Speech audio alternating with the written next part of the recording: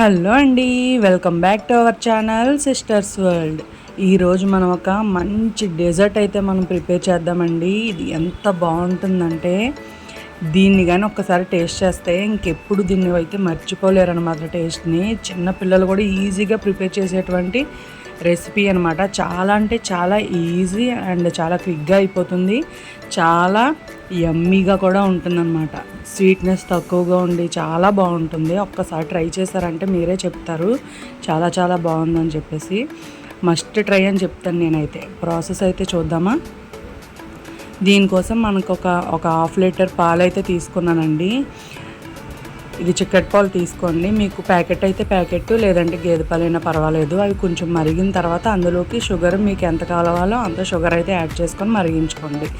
ఈలోపు మనం custard powder ఉంటుంది కదా, కస్టర్డ్ పౌడర్ని ఒక 1.5 స్పూన్ వరకు కూడా తీసుకున్నాను నేను. 1.5 స్పూన్ కస్టర్డ్ పౌడర్ తీసుకొని అది వాటర్ అయితే వాటర్, లేదంటే పచ్చిపాలలో వేసి మంచిగా కలుపుకొని ఉండలు లేకుండా కలుపుకోండి. 1.5 స్పూన్ తీసుకున్నాను. ఉండలు లేకుండా కలుపుకొని చూస్తున్నారు కదా, ఇలా వాటర్ అయినా పర్వాలేదు, లేదంటే పచ్చిపాలైనా పర్వాలేదు, ఏ వేసుకున్నా పర్వాలేదు, ఉండలు లేకుండా చేసుకోవాలంతే. ఇలా కలుపుకొని మనకి మరిగి ఉన్నాయి కదా, పాలు మరుగుతున్నాయి కదా, ఆ పాలల్లో అయితే మనం దీన్ని మిక్స్ చేసుకోవాలి.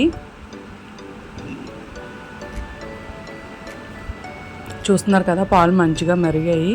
సో అందులో అయితే మనం యాడ్ చేసుకోవాలి కస్టర్డ్ పౌడర్ ఉంది కదా, మిక్స్ చేసుకున్న దాన్ని కలుపుతూ ఉండాలి, వదిలేకండి, ఎందుకంటే ఉండల్లా వచ్చేస్తుంది.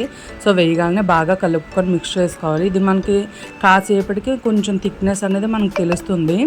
చూస్తున్నారు కదా, మరీ థిక్గా అయిపోయిందంటే ఐస్ క్రీమ్లో అయిపోద్దండి. సో మరీ థిక్గా అయిపోకూడదు, అలాగే మరీ పల్చగా ఉండకూడదు. మనకు తెలుస్తుంది, చిక్కబడుతున్నట్టు మనకు తెలుస్తుంది. అలా ఆ విధంగా వచ్చిన తర్వాత స్టవ్ ఆఫ్ చేసుకొని అది చల్లారాలి కొంచెం.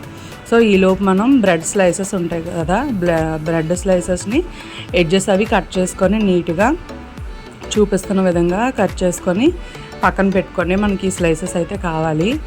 చాలా ఈజీగా అయిపోద్దండి రెసిపీ అయితే మాత్రం. ఒక్కసారి కంపల్సరీ ట్రై చేయండి. నెక్స్ట్ నేను ఇలా స్క్వేర్ బాక్స్ అనేది తీసుకున్నాను. మీకు ఏ విధంగా ఒక గిన్నెలైనా పర్వాలేదు, మనం అడ్జస్ట్ చేసుకున్న దాన్ని బట్టే ఉంటుంది అనమాట. మన బ్రెడ్ స్లైసెస్ని ఇలా ఇందులో పరుచుకోవాలి. చూస్తున్నారు కదా, చూపిస్తున్న విధంగా ముందుగా కొంచెం ఒక 2-3 స్పూన్స్ కస్టర్డ్ మిల్క్ ఉంది కదా, దాన్ని అయితే కిందన మనం వేసుకోవాలి. ఆ గిన్నెలో అయితే కొంచెం వేసుకోవాలి. వేసుకున్న తర్వాత బ్రెడ్ స్లైసెస్ ఉన్నాయి కదా మనం కట్ చేసి పెట్టుకున్నవి, అవి ఒకటి పక్కన ప్లేస్ చేసుకోండి. చూపిస్తున్న విధంగా ప్లేస్ చేసుకోవాలి. నెక్స్ట్ ఇందులోకి మనం ఎడ్జెస్ కట్ చేసి పెట్టుకున్నాం కదా బ్రెడ్వి, అవే నేను మిక్స్ చేసుకున్నాను బ్రెడ్ క్రమ్స్ కింద. అలా కట్ చేసుకొని నెక్స్ట్ డ్రై ఫ్రూట్స్ అవి కూడా కట్ చేసుకొని పక్కన పెట్టుకోవాలి.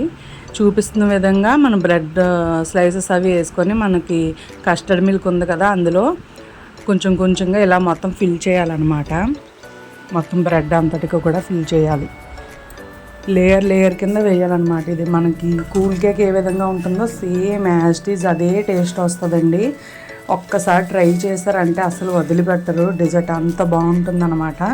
సో ఈ విధంగా బ్రెడ్ స్లైసెస్ పెట్టి అందు మీద మనం కస్టర్డ్ పౌడర్ వేసిన తర్వాత మనకి బ్రెడ్ క్రమ్స్ ఉంటాయి కదా, ఆ బ్రెడ్ క్రమ్స్ అలా పైన వేసుకుంటూ పైన డ్రై ఫ్రూట్స్ నేను బాదం పిస్తా అయితే తీసుకున్నాను.